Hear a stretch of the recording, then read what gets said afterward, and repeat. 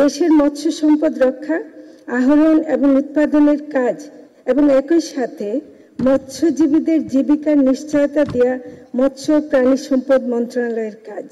এই মন্ত্রণালয়ের সাথে মৎস্য অধিদপ্তর, মৎস্য গবেষণা প্রতিষ্ঠান, মৎস্য উন্নয়ন সংস্থা, মেরিন ফিশারিজ একাডেমি সহ সবার সম্মিলিত প্রচেষ্টায় আমরা মৎস্য সম্পদে ভরপুর একটা দেশ গড়ে তোলার জন্য কাজ করে যাচ্ছি। বাংলাদেশ অনেক সুন্দর একটা দেশ। এই দেশ নদী মাতৃক শুধু নয়, এখানে হাওর, বাওর, বিল, প্লাবনভূমি, পুকুর, দিঘি, জলাশয় দেখতে যেমন সুন্দর, তেমনি সবগুলোই নানা ধরনের মাছের আধার। এর সাথে জড়িয়ে আছে আমাদের লক্ষ লক্ষ মৎস্যজীবীদের জীবন ও সংস্কৃতি। বাংলাদেশে 38 লক্ষ হেক্টর অভ্যন্তরীণ মুক্ত জলাশয় আর প্রায় 9 লক্ষ হেক্টর বদ্ধ জলাশয় আছে। মুক্ত জলাশয়ে মাছ প্রাকৃতিকভাবেই হয়। মৎস্যজীবীরা নির্দিষ্ট সময়ে তা আহরণ করেন। দেশের আভ্যন্তরীণ জলাশয়ে 669টি অভয়াশ্রম আছে। এই অভয়াশ্রমগুলো মৎস্যজীবীরাই ব্যবস্থাপনা করেন। মৎস্য সপ্তাহের মূল স্লোগান তাই আমরা দিয়েছি, অভয়াশ্রম গড়ে তুলি, দেশি মাছে দেশ ভরি। অর্থাৎ অভয়াশ্রম গড়ে তুলে আমরা মাছের প্রাপ্যতা ও বৈচিত্র্য রক্ষা করতে পারি। এটা একটা সহজ সরল স্লোগান। এর মাধ্যমে দেশের মানুষের, বিশেষ করে সাধারণ মানুষের পুষ্টির চাহিদা মেটানোর মতো বড় কাজ করা সম্ভব। আমি আপনাদের জানাতে চাই যে মৎস্য আইন protection and conservation of fish act 1950 সংশোধন কল্পে প্রণীত অধ্যাদেশ অনুযায়ী 2025-এ নতুন একটি ধারা 7 যুক্ত হয়েছে। সেই অনুযায়ী মুক্ত জলাশয়ে অভয়াশ্রম ঘোষণা করে মাছ এবং অন্যান্য জলজ প্রাণী সংরক্ষণ করা যাবে। এই গ্যাজেটটি 29শে জুন 2025 তারিখে প্রকাশিত হয়েছে। অন্তর্বর্তীকালীন সরকারের সময় করা এই কাজটি দেশের মাছের প্রাপ্যতা বাড়ানোর জন্য গুরুত্বপূর্ণ ভূমিকা রাখবে।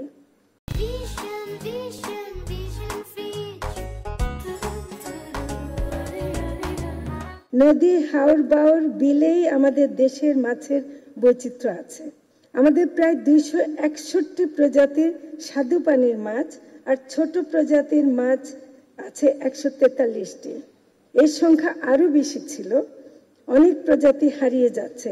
আমরা সেই হারিয়ে যাওয়া মাছের বৈচিত্র্য ফিরিয়ে আনার চেষ্টা করছি। আমাদের মৎস্য গবেষণা প্রতিষ্ঠান অনেকগুলো ইতিমধ্যে ফিরিয়ে আনতে পেরেছেন। ছোট মাছ খেতে আমরা সবাই খুব পছন্দ করি এবং পুষ্টির দিক থেকে এগুলো অনেক সমৃদ্ধ।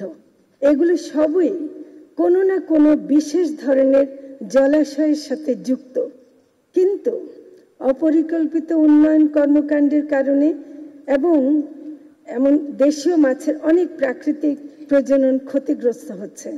হাওরের মধ্য দিয়ে অপরিকল্পিত সড়ক নির্মাণের কারণে ইতিমধ্যে মৎস্য সম্পদের ক্ষতির কথা শোনা যাচ্ছে।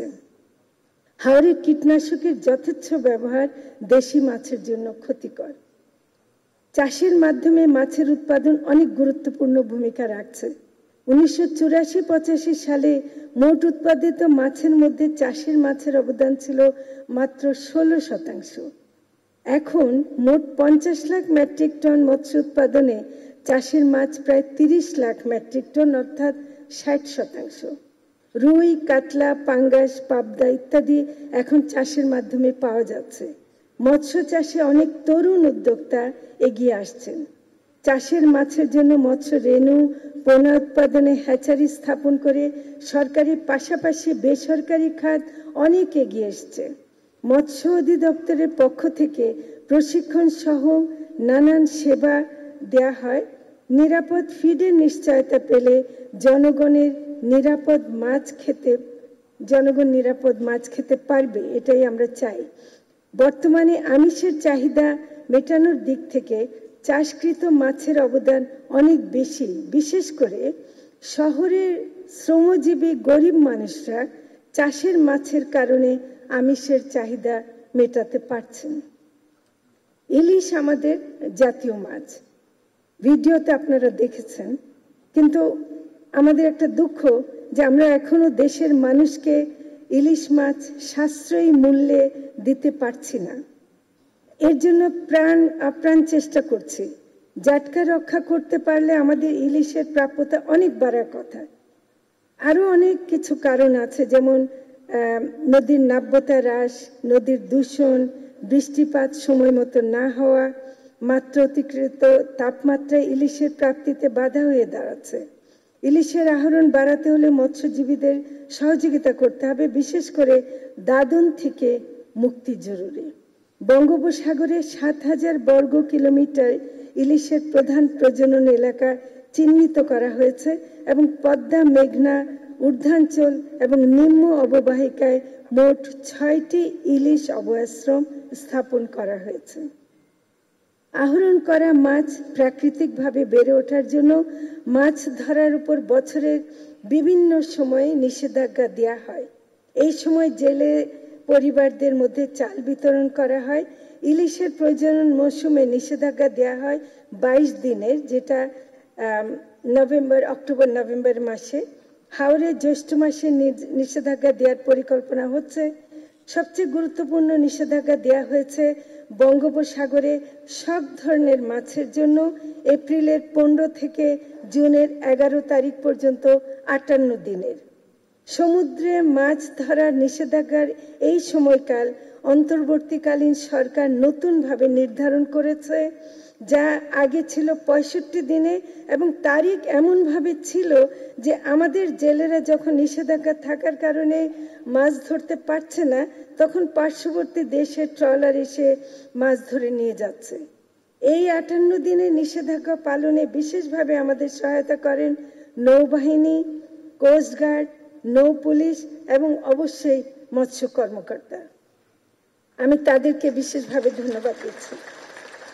এই কাজ কঠিন কিন্তু খুবই জরুরি, এবং ঠিকমতো নিষেধাজ্ঞার সময় মেনে চলতে পারলে মাছের প্রাপ্তির সম্ভাবনা বাড়ে। নির্ধারিত জলসীমায় অভয়াশ্রমগুলোতে 2 মাসের নিষেধাজ্ঞা দেওয়া হয়। এই কাজে আমাদের মৎস্যজীবী ভাই ও বোনেরা সহযোগিতা করেন, কিন্তু অমৎস্যজীবীরা বা যারা মানেন না, নানাভাবে নিষেধাজ্ঞা অমান্য করেন, পাশাপাশি অবৈধ জালের ব্যবহার করে মৎস্য সম্পদের ক্ষতি সাধন করেন। তাই আইনের আশ্রয় নিতে হয়। দেশীয় মাছ রক্ষা করতে হলে এছাড়া আর কোনো উপায় নেই।